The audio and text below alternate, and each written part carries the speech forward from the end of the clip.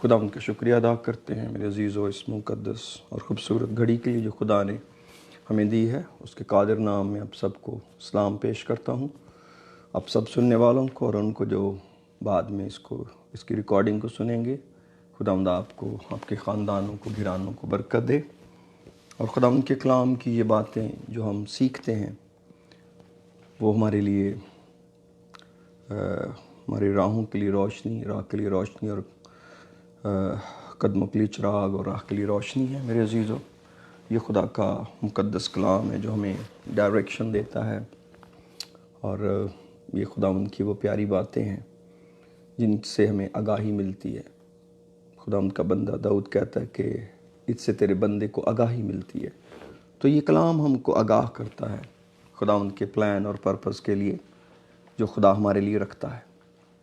تو خدا کے پیار کی باتیں بڑی انمول ہیں، لیکن آئیے ہم آگے بڑھنے سے پہلے دعا کرتے ہیں. میرے ساتھ دعا میں شریک ہوں. ہاللیلویا. قدوس مہربان باپ آسمانی، ہم آج دل کی گہرائیوں سے تیرے شکر گزار ہیں، تیری اس بڑی محبت کے لیے جو بیان سے باہر ہے.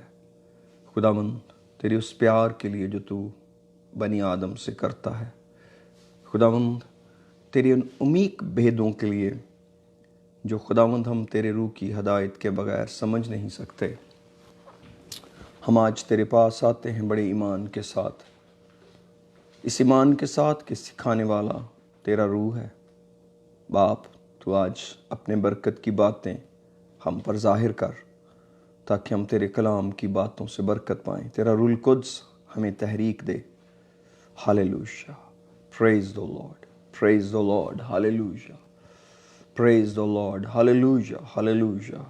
خدا باپ آسمانی، تو اپنی برکت کو آج نازل کر خدا، کیونکہ تو ہمارے ذریعے سے ہمیں ہو کر التماس کرتا ہے کہ ہم تجھ سے میل ملاپ کر لیں، اور تو نے یہ میل ملاپ کی خدمت ہمارے سپرد کی ہے.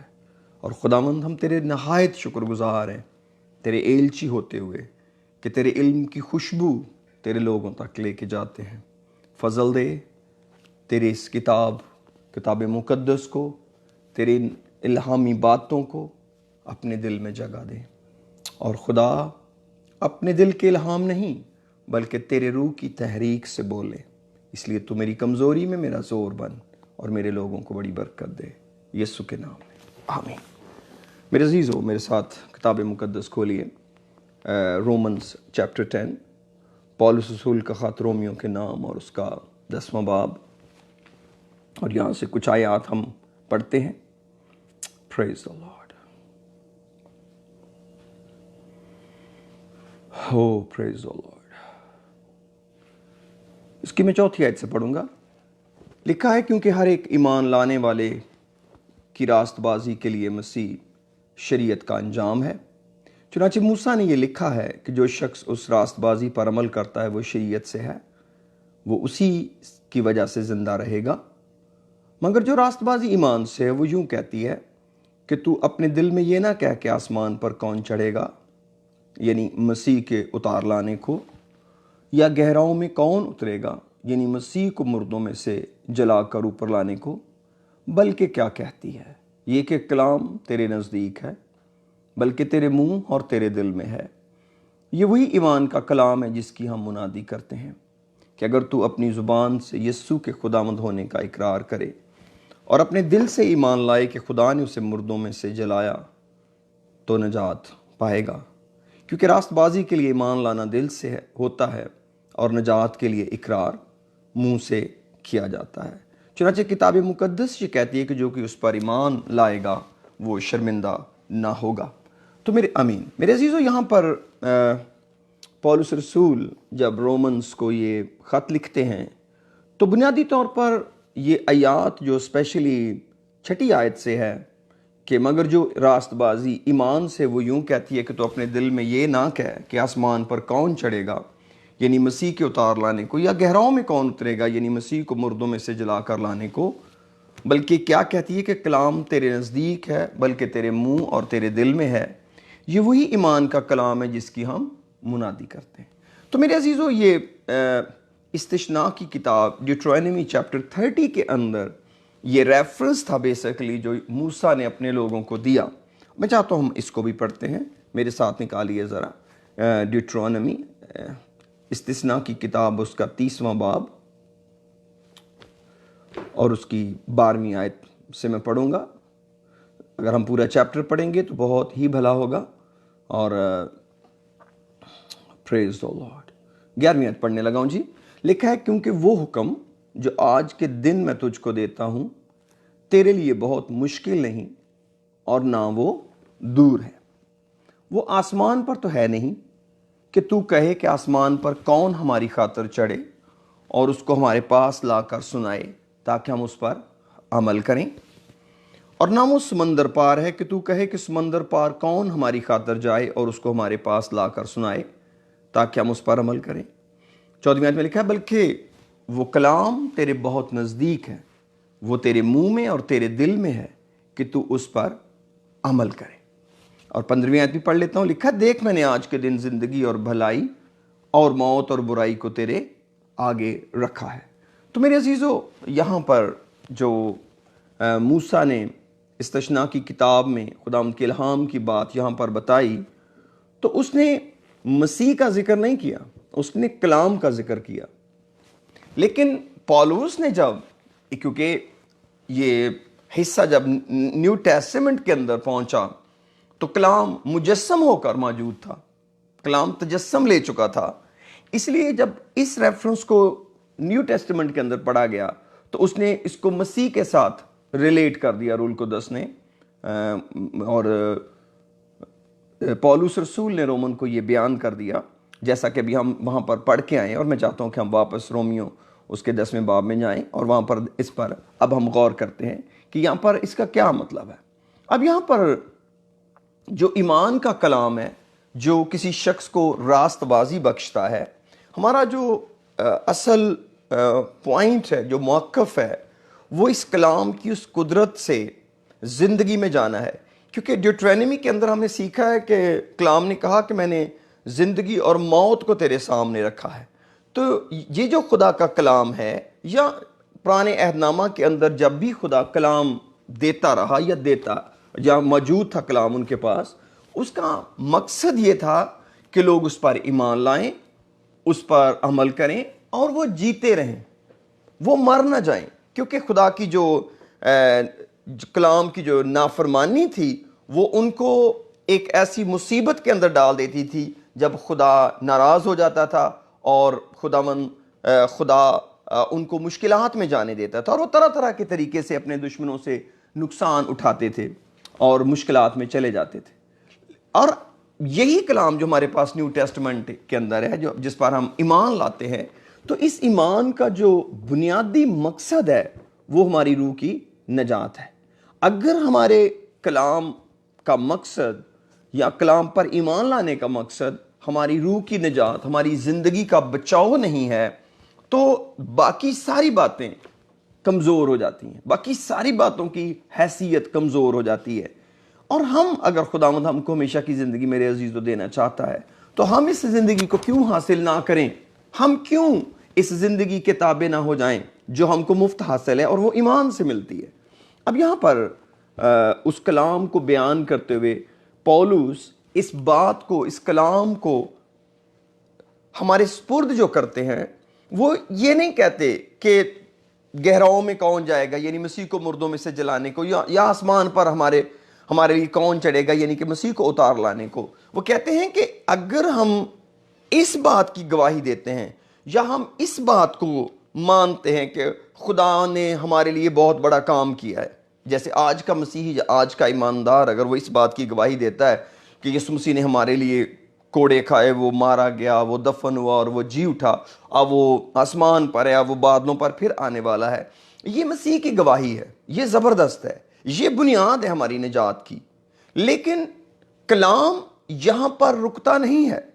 کلام جو استثناء کی کتاب کے 30ویں باب کے اندر دیا گیا، جب موسیٰ ان سے یہ باتیں کر رہے تھے تو وہ ان کو زندگی اور موت کے پیغام کی بات بتا رہے تھے.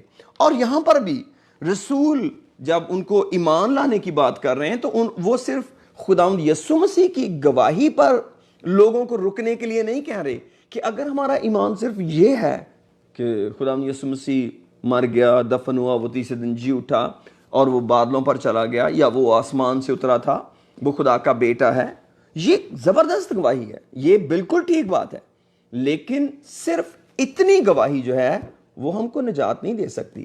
صرف کلام پر ایمان اس جگہ تک رکھنا کہ خداوند مر گیا، دفن ہوا، جی اٹھا اور وہ آسمان پر چلا گیا اور وہ آسمان سے پھر آنے والا ہے، جتنا بھی نالج ہم کو خداوند یسوع مسیح کے بارے میں حاصل ہے وہ بہترین ہے، لیکن جب تک یہ مجسم کلام، یہ کلام جس کو ہم سنتے ہیں، جو کلام ہمارے سامنے خوشخبری کا کلام پیش کیا جاتا ہے، یعنی کہ نجات کا کلام پیش کیا جاتا ہے، جب تک وہ کلام ہمارے دل میں نہیں آتا، دل میں جگہ نہیں پاتا اور پھر ہم اس کا اقرار نہیں کرتے، وہ کلام ہماری نجات نہیں بن سکتا۔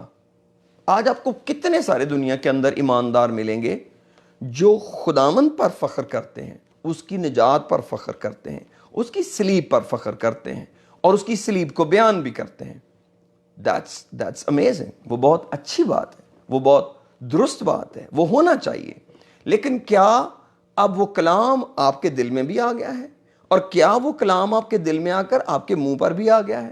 جب وہ کلام آپ کے دل میں آ کر آپ کے منہ میں آ جائے گا، پھر وہ کلام آپ کو برکت دے گا اور آپ کی نجات بنے گا۔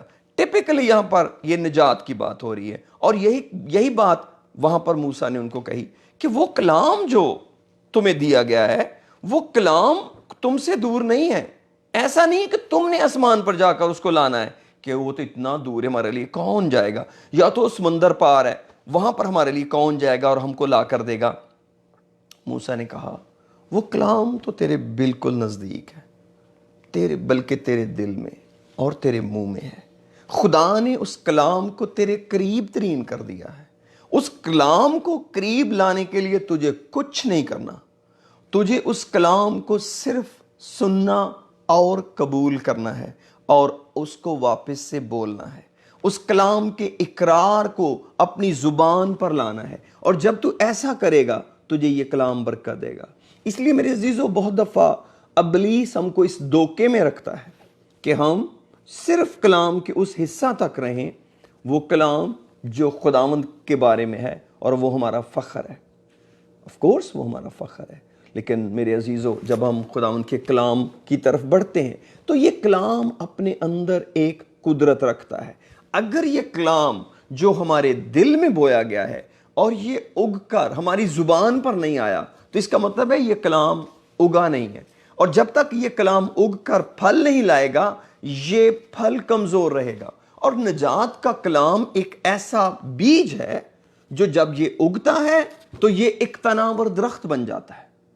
جب یہ بویا جاتا ہے تو یہ بیجوں میں سب سے چھوٹا بیج ہے، معمولی سے سائز کا ہے، نجات کا بیج۔ بہت تھوڑا سا کلام لوگ سنتے قبول کرتے ہیں۔ کیوں؟ کیونکہ جب ہم اپنے آپ کو خداوند کے آگے عاجز کرتے ہیں تو ہم کسی بہت بڑے کلام کو سن کر تو نہیں عاجز ہوتے۔ پطرس نے جب رسولوں کو کلام 120 کی جماعت نے جب عید پینتیکوس کے دن کلام سنا تو کوئی بہت لمبا کلام تو نہیں سنایا۔ اسی طرح جب فلپس نے حبشی خوجہ کو راہ چلتے ہوئے کلام سنایا اور یسایہ نبی کے صحیفے کا بیان کیا تو کوئی بہت لمبا کلام تو نہیں سنایا۔ جب پطرس نے کرنیلیس کے گھر جا کے کلام سنایا تو کوئی بہت لمبا کلام تو نہیں سنایا۔ جب پولس رسول نے کرنتھس میں جا کر، افسس میں جا کر کلام سنایا تو اس نے کوئی بہت لمبا کلام تو نہیں سنایا، بہت تھوڑا سا کلام، اور لوگوں نے اس کلام کو قبول کیا کیونکہ وہ ان کی نجات کا کلام تھا۔ اور جب انہوں نے اس کلام کو قبول کیا اور وہ کلام کا انہوں نے اظہار اور اقرار کیا اور اس کلام نے ان کو نجات دی، لیکن وہ نجات کا سفر، جو کنیکشن، جو رابطہ ان کا خدا کے ساتھ نجات کے موڑ پر ہوا، وہ پھر رکے گا نہیں۔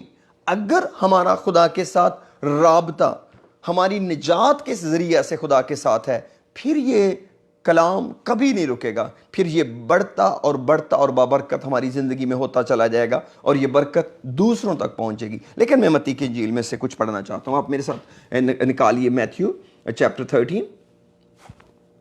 میتھیو چیپٹر 13، جو بات ابھی میں آپ کے ساتھ شیئر کر رہا تھا، میں چاہتا ہوں اس کو میں اوپر سے پڑھوں آپ کے لیے۔ میتھیو چیپٹر 13 ورس 31۔ वर्स 31 में लिखा है, मैथ्यू चैप्टर 13 वर्स 31 लिखा है, उसने एक और तमसील उनके साथ सामने पेश करके कहा, आसमान की बादशाही उस राई के दाने की मानिंद है जिसे किसी आदमी ने लेकर अपने खेत में बो दिया। वो सब बीजों से छोटा तो है, मगर जब बढ़ता है तो सब तरकारियों से बड़ा और ऐसा दरख्त हो जाता है कि हवा के परिंदे आकर उसकी डालियों में बसेरा करते हैं। उसने एक और तमसील उनको सुनाई कि आसमान की बादशाही उस खमीर की मानिंद है जिसे किसी औरत ने लेकर 3 पैमाना आटे में मिला दिया और वो होते होते सब खमीर हो गया। अब यहाँ पर 2 पैरेबल्स हैं जो खुदावंद ने यूज़ की, एक सीड की और एक यहाँ पर इस खमीर की जो एक औरत ने इसके अंदर आटे के अंदर मिला दिया। अब खुदावंद ने यहाँ पर बादशाही के कलाम के ओवरकम आने का बयान किया कि जब वो बोया गया बादशाही का कलाम तो बीजों में वो छोटा सा है, लेकिन जब वो उगा, जब वो बढ़ा तो तरकारियों में ऐसा दरख्त बन गया कि अब हवा के परिंदे भी उसकी डालियों में आकर बसेरा करते हैं। इसका मतलब है कि ये जो निजात का कलाम है मेरे अजीजों, ये कंप्लीटली इंसान को ट्रांसफॉर्म कर देता है। ये कंप्लीटली अपने साइज को एक्सपैंड कर जाता है। जैसे खमीर की मिसाल खुदावंद ने ली आटे के अंदर मिलाने की, जब किसी आटे के अंदर खमीर मिल जाता है तो थोड़े अरसे के बाद, बड़े थोड़े से टाइम के अंदर वो सारा ही आटा खमीर हो जाता है। तो इसके अंदर ये खूबी है खमीर के अंदर कि वो फैलता है, कितने आटे को खमीर कर देता है, सारे को। इसी तरह हमारी ज़िंदगी, जब हम खुदावंद की बादशाही के कलाम को कबूल कर लेते हैं दिल से और वो बादशाही का कलाम हमारी ज़िंदगी में उग आता है, तो वो कलाम हमारे अंदर बढ़ना शुरू हो जाता है और हमारी पूरी ज़ात को, हमारी पूरी पर्सनालिटी को ट्रांसफॉर्म कर देता है। हम एक बदले हुए इंसान नजर आते हैं। ये शुरू कहाँ से हुआ? उस निजात के कलाम से हुआ। अगर हमने हकीकी तौर पर खुदावंद के कलाम को कबूल करके निजात पाई है, फिर इस कलाम के बढ़ाव को, इस कलाम के काम को कोई भी नहीं रोक सकता। लेकिन ये उसी वक्त काम करता है जब हम इसको अपने लबों पर, अपने मुंह पर आने देते हैं। और ये एक सुपरनैचुरल प्रोसेस है खुदा का, ये एक माफोकल फितरत काम है जो कलाम के अंदर मौजूद है। हमें कलाम पर ट्रस्ट करने की ज़रूरत है। और हैरान कुन तरीके से रूल कुद्दस ने, देखें यहाँ पर खुदावंद यीशु मसीह का जिक्र लिखवाया है। जब पौलुस रसूल रोमन चैप्टर 10 के अंदर उसको रिकोट करते हैं, ड्यूटरोनॉमी चैप्टर 30 को, तो जब वहाँ पर वो सिर्फ कलाम लिखा हुआ है, लेकिन जब यहाँ पर वो रोमन्स के अंदर लिखा गया दोबारा, तो उसको मसीह के उतार लाने और मसीह के मुर्दों में से जलाने की बात के साथ जोड़ा गया है। यानी कलाम के तजस्सम की बात की गई है कि ये जो मुजस्सम कलाम है, ये खुदावंद यीशु मसीह का दुनिया में आना है। बुनियादी तौर पर जब हम इस पर ईमान लाते हैं तो ये हमको निजात बख्शता है, क्योंकि यीशु मसीह खोए हुओं को ढूंढने और निजात देने आए। और ये कलाम जब हम कबूल करते हैं तो ये हमारी निजात बनता है। अगर खुदावंद यीशु मसीह को कबूल करना, उस पर ईमान लाना किसी शख्स की ज़िंदगी को तब्दील नहीं करता और उसको गुनाहों पर फतह नहीं बख्शता और उसे ईमान की निजात की उम्मीद नहीं बख्शता, तो इसका मतलब है उसको अपने ईमान को, उस आदमी को देखने की ज़रूरत है कि क्या वो वाकई ठीक ईमान पर है भी कि नहीं। क्योंकि ये ज़रूरी बात है, क्योंकि पौलुस भी कहते हैं अपने आप को परखो कि ईमान पर हो या नहीं। क्यों? क्योंकि जो हमारा कलाम पर ईमान है, ये हमारी ज़िंदगी को खुदावंद में और तब्दीली के अंदर लेके जाता है, ट्रांसफॉर्मेशन के अंदर लेके जाता है, जो बादशाही का कलाम है।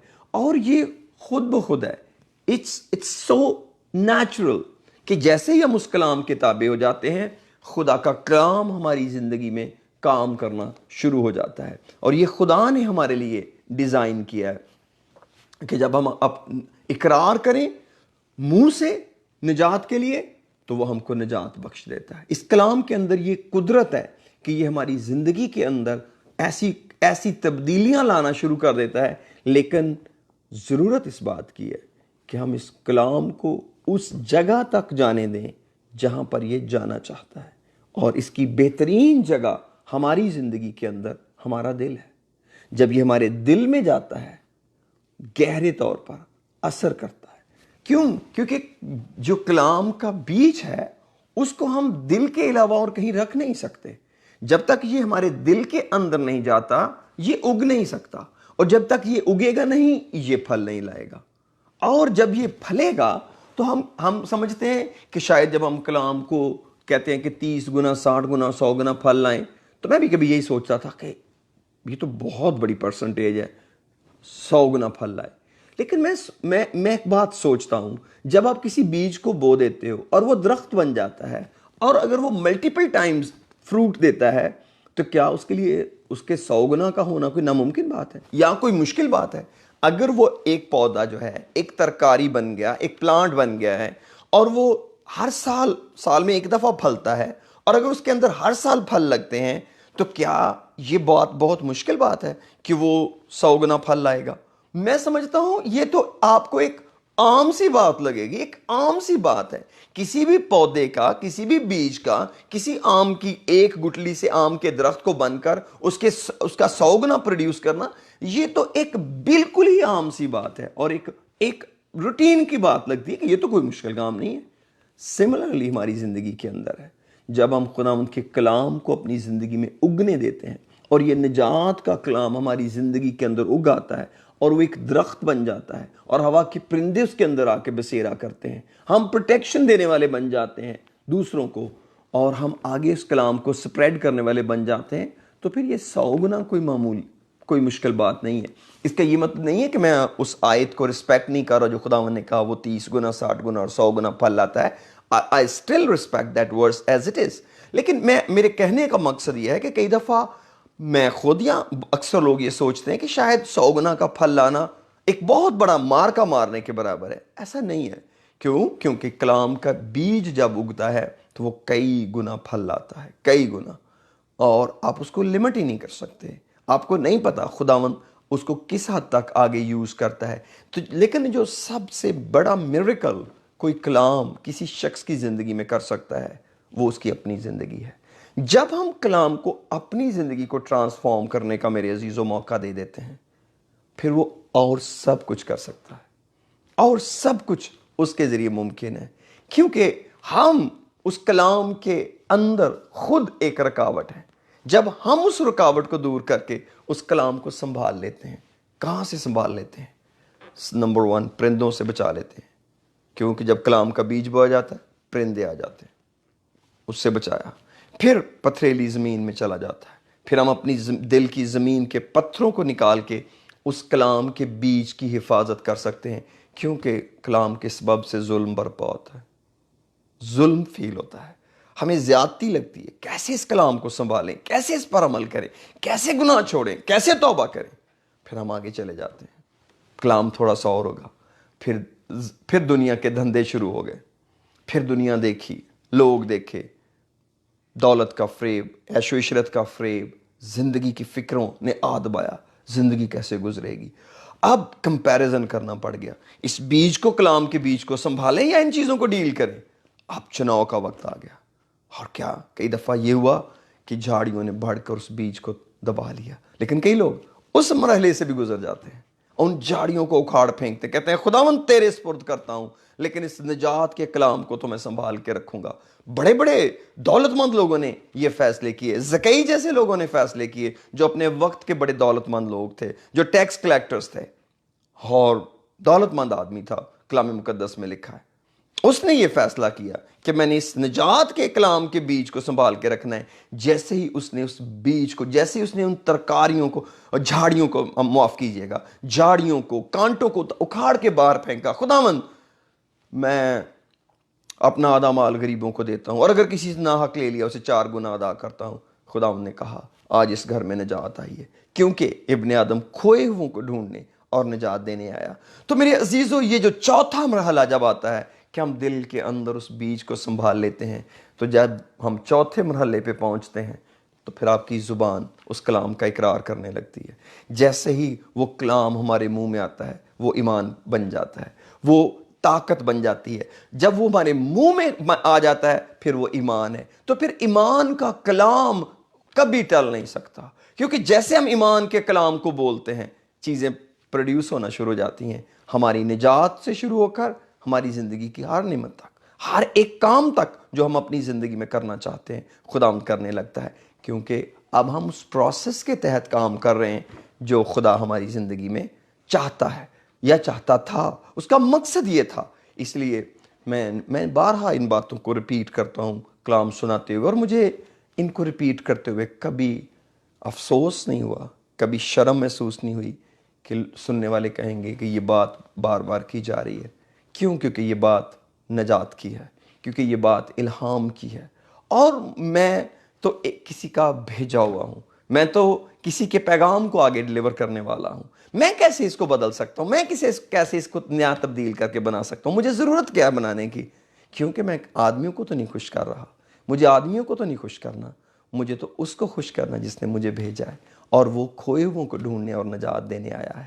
اس لیے میرے عزیزو، میرا ایمان ہے اگر آج شام آپ اس کلام کو جو مجسم ہو کر ہمارے درمیان رہا، جو استثناء کی کتاب تک تو محض کلام تھا، لیکن پولس رسول جب اس کو دوبارہ بیان کرتے ہیں تو وہ اس کو یسوع مسیح کے ساتھ، اس کی دفن کے ساتھ، اس کے جی اٹھنے کے ساتھ، اس کے آسمان پر جانے اور واپس آنے کے ساتھ ریلیٹ کرتے ہیں۔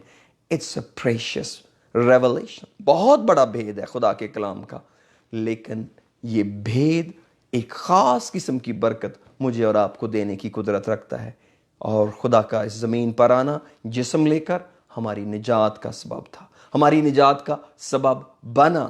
یاد رکھیں، جب وہ مارا گیا اس نے ہمارے گناہوں کا کفارہ دے دیا، لیکن جب وہ جی اٹھا اس نے موت کو مار ڈالا، اس نے ابلیس پر فتح پائی۔ اس نے ہمارے لیے صرف گناہوں پر ہی فتح نہیں پائی ہے، اس نے ہمارے لیے ابلیس پر بھی فتح پائی ہے۔ تو کیا ہم اس کی فتح کے اندر شریک نہ ہوں؟ اور جب ہم اس کی فتح کے اندر شریک ہے تو پھر اب ہمیں کس بات کا خوف ہے؟ اب تو ضرور ہے کہ ہم اس کلام کو اپنے دل میں لیں اور اپنی زبان سے اس کا اقرار کریں، اور جب ہم اس کا اقرار کریں گے زندگی ہمیں ملے گی۔ چند ایک آیتیں پڑھ کر میں اس میسج کو اینڈ کرنا چاہتا ہوں۔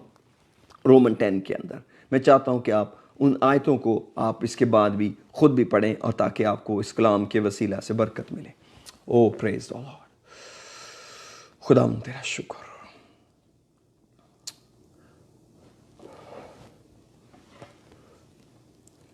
8ویں پڑھنے لگا ہوں۔ بلکہ کیا کہتی ہے کتاب مقدس؟ کیا کہتی ہے؟ یہ کہ کلام تیرے نزدیک ہے، بلکہ تیرے منہ اور تیرے دل میں ہے۔ یہ وہی ایمان کا کلام ہے جس کی ہم منادی کرتے ہیں، کہ اگر تو اپنی زبان سے یسوع کے خداوند ہونے کا اقرار کرے اور اپنے دل سے ایمان لائے کہ خدا نے اسے مردوں میں سے جلایا تو نجات پائے گا۔ کیونکہ راست بازی کے لیے ایمان لانا دل سے ہوتا ہے، اور نجات کے لیے اقرار منہ سے کیا جاتا ہے۔ چنانچہ کتاب مقدس یہ کہتی ہے کہ جو کہ اس پر ایمان لائے گا وہ شرمندہ نہ ہوگا، کیونکہ یہودیوں اور یونانیوں میں کچھ فرق نہیں، اس لیے کہ وہی سب کا خداوند ہے اور اپنے سب دعا کرنے والوں کے لیے فیاض ہے۔ کیونکہ جو کوئی خداوند کا نام لے گا نجات پائے گا۔ اگر آپ ایک آیت کوئی بھی پکڑیں گے اور اس کو کانٹیکس میں نہیں پڑھیں گے تو پھر آپ کبھی بھی کسی کام کی طرف نہیں بڑھ سکیں گے۔ جیسے اگر کوئی آدمی 13ویں آیت پڑھے اکیلی کہ جو کوئی خداوند کا نام لے گا نجات پائے گا، تو I think he will not understand the process۔ مگر جس پر وہ ایمان لائے اس سے کیوں کر دعا کریں؟